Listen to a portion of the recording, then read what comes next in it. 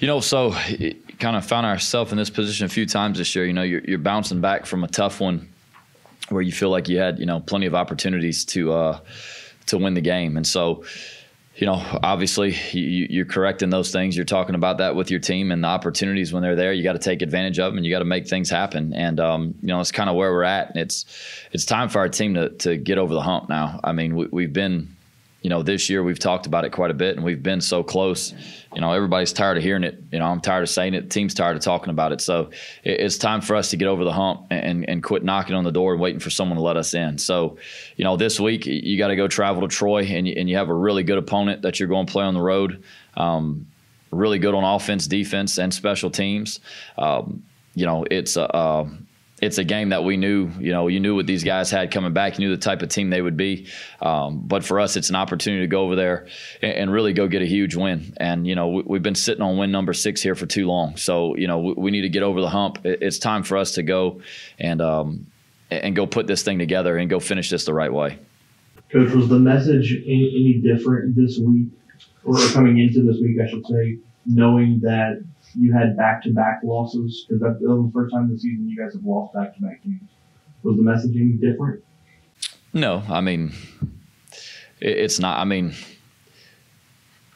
all you really do is you focus on what's coming up in front of you. If you sit there and you're looking behind you at what's happened for too long, whether it's good or bad, it'll affect your ability to move forward. So, for us, as cliche as it sounds, it's, you put the last one to bed and you get ready for the next one. And that's really all that matters, is us getting ready for this next one. Is this a similar challenge in Southern Miss, just maybe even a more physical team? To Southern Miss, you're saying? Yeah. I'm talking about your defensive challenge.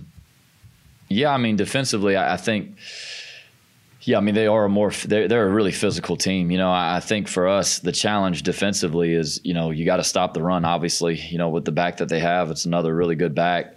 But their quarterback, I think, is playing at a really high level. He's a veteran. He doesn't make mistakes. And they do a really good job. They'll throw the play action shots off of the run sets and things like that. And they've got, some guys on the outside. They got a jump ball 50-50 guy who does a great job coming down with contested catches. And they've got 2 guys on the outside that have speed too. So, every week is a challenge. And this one's definitely one because they're playing really good on offense too. Is their offensive line better than it was last year in dominating games, or is it just their running back is that special? Well, I don't think it's ever one or the other, right? I should say, I don't think it's ever that a back is just so good. Their O-line is definitely much improved. They're playing a lot better this year up front. And, I wouldn't when it's not like you turn on it. It's not like they're just dominating the game in the sense that, no one has a chance. It's just they play great team football and they're very opportunistic. They score early and they put pressure on you. And with the way they play defense, when you fall behind with these guys on, when you're on offense, their defense, they put pressure on you. And so you fall behind, you're trying to throw the ball down the field, and they've got elite pass rushers in this league. And then on offense, man, they play the game. They'll run the ball, they'll take shots over the top, and they do a really good job. They trust the quarterback. So even whenever they have a lead, 10-point lead, they'll still throw it down the field because they trust him. He makes good decisions. He doesn't put the ball in jeopardy. So that makes them really dangerous. A lot of teams, you get a 2-possession lead and you start trying to take the air out of it a little bit. And it's not that they're a tempo team, but they trust the guy, and they'll keep throwing it down the field and they'll keep playing ball. And, you look up at the end of the game, and a bunch of these games are – 24, 30 points because the whole game, they've just chipped away at it. They took a lead and then they just kind of kept chipping away the whole way through. So, their O-line's much improved. Their back is really good. And then the quarterback's ability to push the ball down the field is definitely makes them tough. Can you talk about the improvement in Gunnar Watson over the last year? Quarterback. Yeah, the way he's playing right now, he's tremendously improved. I thought he was a good player last year. And I've got to see him play a few times this year. And every game that they're in, he makes really big plays in those games. Go all the way back to Georgia State. He made some big throws in that game to end up kind of pulling away in that one too. So, yeah, he's like I said, he's a seasoned veteran, and you can tell the trust that they have in him is tremendous. And rightfully so. The guy makes really good decisions, and he gets the ball to the playmakers. The balls he throws with he throws with a lot of accuracy, even the ones that are, bang, bang plays. His guys always have a chance to make the play. And that's, as a quarterback, the accuracy part of it and putting the ball where it's a catchable ball where you can run after catch, or you're in position to make a bang, bang play because you're thrown away from the defenders. I mean, he does a really good job of that. And, like I said, even the shots that they take, he puts them in a good spot. The ball's not in jeopardy, and he'll check them down and take what they give you. So he's just, I think he operates that offense. I don't know if you could do it a whole lot better with what they ask him to do. I think he does a really good job of operating it. How's your quarterback situation look this week? Same as last week. So, yeah, so that's where we're at. Coach John Summerall is obviously a defensive-minded guy. What have you seen out of Troy's defense, and what do they do that might cause you some issues? They just play good ball, man. It's kind of, they're not a team that does they don't do a bunch of gimmicky stuff. They don't, they're not doing all kind of crazy stuff. They're going to line up and they're going to play, and they're well put together. They got a really good front four. They're great against the pass, but they're only giving up 100 yards rushing a game too. On the back end, they've got a really seasoned veteran back end. All 4 of them are seniors. 3 of them started last year. The one who didn't start played a lot. At linebacker, they had to replace some good players there, and they did. They've got guys at linebacker that run to the football and tackle. They play good football. They are where they're supposed to be. I think the thing about them is they don't give up big ones for touchdowns. They never do. They keep the ball in front of them, and you might get an explosive, maybe a 15, 20-yard play, but they're going to get it on the ground. I think they tackle really well on the back end. They play good football. They're a well put together defense. The pieces all fit, and they play really good football together. It's not like they're just going to line up and pressure all day and do some of these things. They pick their spots, but even last year when we played them early in the game, we had a lot of success. They were trying to pressure and move the front, and we moved the ball well. And then we got towards the end of the game, they went back to just their base stuff, and we couldn't get a first down. We needed it, and so that was kind of their thing last year. And this year, you see it even more so. They're just lining up, and they're teeing it up. Now, to piggyback off of that, you talked about how their defense only gives up about 100 rushing yards a game. How important is it going to be for you guys to really establish a running game early and often? It always is to try to do that. And, for us, I think it's every week that's what we go in and we feel like, okay, we've got to do these things to try to establish a run, because that's when we play the best. Realistically, you're going to have to throw it too. Just because you're not going to be able to just, line up and run it down their throats. They're a good team. You're going to have to mix it up, run and pass, but certainly you don't want it to be a throw fest down the field, because they got rushers, they're a problem up front whenever they start rushing. So, you're going to have to play a balanced game against them to be able to move the ball effectively and to be able to go and score points, because, they're just, it's not like there's a deficiency somewhere on their defense where it's like, well, they're really bad here, so we just got to go out. They're good all the way around it. So we have to be good and pick our spots. We have to run the football effectively. We have to make sure we formation it correctly and make sure we have advantage runs. We've got to execute it really well with our guys. And then, we're going to have to throw the ball in normal downs, kind of like we did last week, to really be able to move the ball. And, and you got to play – you got to play great on defense, got to play great on teams. This is one. You can't show up in one of the 3 phases or 2 of the 3 phases. You're going to have to play in all 3. Coach, the urgency of the final 2 games and one win to get bowl eligible, can you talk about what that's like and how you approach that with your team? Well, the urgency is the same every week. Truthfully, every opportunity that you get to go out there and play, the urgency is the same. It's a 1-game season, and you put so much work into one game. I don't know how many hours a week of preparing, of practicing, of doing all these things. So the urgency doesn't change.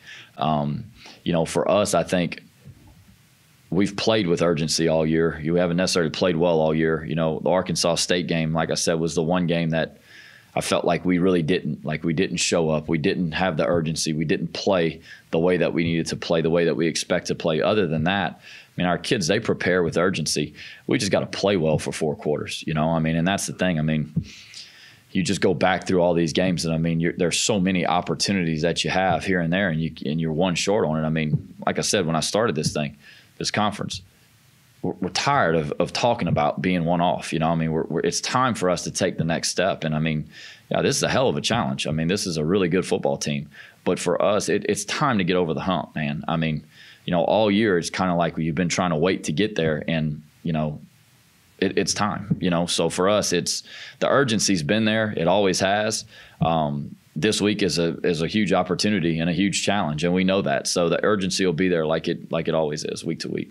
Is this a week where it's kind of a gut check moment for your defense, especially stopping the run? I know the last couple of games you guys have been up a little more over 200 yards on the ground. Is this a week where you're really sort of challenging those guys to kind of take that next step, like you were just talking about? Yeah, I mean, we challenged the whole building. You know, I mean, that's kind of that's the thing right here. You know, I mean, like we got a bunch of guys. They work really hard. You know, we show up every day. They do things. We've done things the right way all year. It's time for us to go play better in clutch situations and win. And it's that simple. You know, just because you do things the right way doesn't mean you get the results you want. But we've been so damn close all year, and it's time for that crap to be over with. It's time to get past it, and it's time for us in the situations to go and do things to win the game and stop waiting for someone else to win it for us or trying not to lose it. It's time for us to just go and do that. So, I mean, we've challenged everybody in this building, and that's what it has to be. I mean, everyone needs to be at their best. This is our championship right here, right? These last two games, that's what we got to get to a bowl game. So for us, that's the way we're approaching it, and that's the urgency we have to have. And, you know, I said it from the beginning, getting bowl eligible is a major goal every year. And for us, this is an opportunity for us to get our players who they don't know any different other than playing in a bowl game. It's an opportunity to do that, and it's something that we need to go do. And so for us, it's this week is the only week. You know, we're not worried about another one down the road. It's this week. We've got to go get it done. So, yeah, I mean, we've challenged everybody. Coaches, we need to coach better. We need to continue to plan and put our guys in position to make plays. As a coach, that's your job, is to put them in position where you can win the game. And for our players, it's to prepare so that they're ready to go win it when it's time. So, you know, we've challenged everybody to continue to do it better, and that's what we plan on doing. Time for a couple more. Caleb Anderson, I know he's one player, but how good of a run defender is he, or a tackler, I should say, and how much is his loss played into this, like we talked about the other night, the last 3 or 4 weeks where the tackling wasn't there, and what is his status?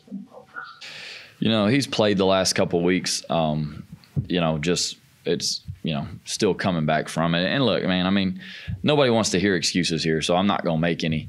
You know, we've got enough guys to go out there and go play winning football, and we need to. You know, the more Caleb is ready to play and play like his old self, the better off we'll be.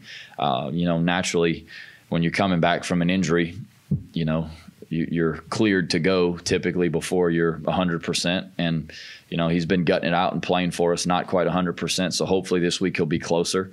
You know, he's tremendously improved as a tackler from last year to this year, which is huge. And he was playing really well for us. And so hopefully we're getting him closer to 100% and getting him back to that form. You know, I mean, you know, we talked about it. I mean, the last 2 weeks we haven't tackled well. And the beginning of the year, that was what we did. You know, we talked about some of these games we played where we were going to have to tackle really well to get guys on the ground in space, and we're going to have to get them on the ground. We haven't done that the last 2 weeks. So, you know, you go back to the fundamentals of it, and you go back to teaching why are we missing the tackle, right? And then you go back and practice, and we got to put them in situations. You know, we do tackle drills every week. We do ball tackle with the offense. We thud every week. Certainly this week we're going to emphasize it even more. And, you know, it's an attitude, you know, whenever you're tackling people. Certainly there's technique to it, but when the first guy's in, it's got to be a swarm to the football, where that way, you know, you're going to miss tackles. Like, you got good players you're playing against, so they're going to spin out. But when you got guys that are really running to the football and you got 3 or 4 more on the way, well, you can get them on the ground for a minimal gain. So, you know, Caleb plays a huge role for us when he's healthy, and we need him to continue to get healthy, and we need him to play a huge role for us on the back half of this year, playing the last couple games. But regardless of who's playing and who can't play, who will play, you know, whoever's playing for us, they've got to get ready to go. I mean, because we got to find a way to go get this thing done. And, like I said, no one really wants to hear about who you got, who you have, and who you don't have. Cooper did a nice job coming in. Sorry, say that. Cooper did a nice job coming in at center, filling in for Landon. If you would comment on his performance, and do you have an update on Landon? Cooper played great. Coop is a true freshman. He got here in January, so that he'd be in position to help us if we needed him to.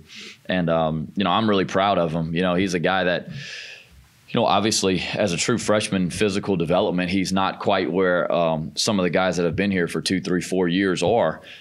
So he was always our emergency center really all year. But the plan was always to play Jax at center. But then when Jax had broke his hand, he has to play in the cast, so he can't snap. So AJ was the backup plan, and we'd rep him right there. And, we had that bad series with the snaps, and so we went straight to Coop, and he didn't miss a beat. He played really well for us. He handled all the identifications really well, and he played well. So Coop's going to be in the mix this week. He's going to play this week. We got 2 games left for his 4-game red shirt, so we won't burn his red shirt, which will be great.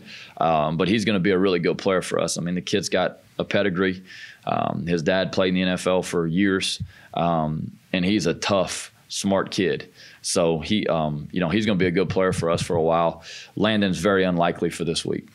It'll be probably unlikely to get him back before the end of the year. I don't think it's going to be a surgical thing, but that's just where we're at. So, got the freshman up, so we'll get them rolling.